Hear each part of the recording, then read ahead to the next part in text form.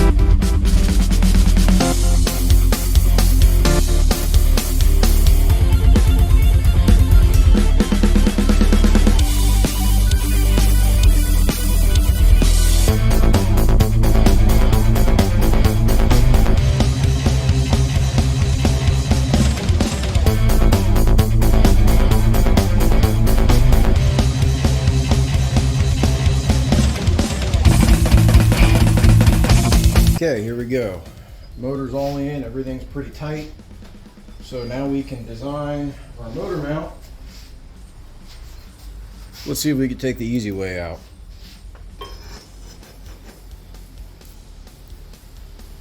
Looks like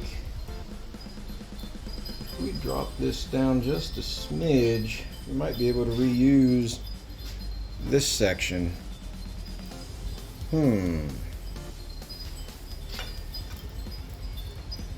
And then we would just have to tack in some filler here. Of course, I'd cut this off, clean everything up.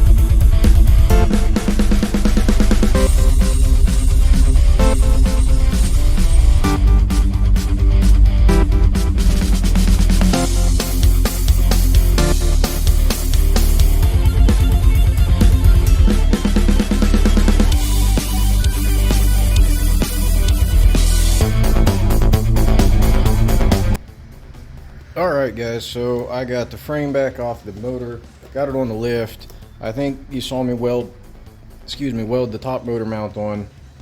It's solid, hasn't moved, good to go. I got a tubing notcher set up. I've never used it before. I don't know if it's going to go to this severe of an angle. It doesn't really look like it, so I think I'm going to do this the old school way, which is arts and frickin' crafts. So we are going to cut and measure with this here, and I should be able to start there and run it across. Then we need this angle and this angle, and we'll transfer that to a tube. All right.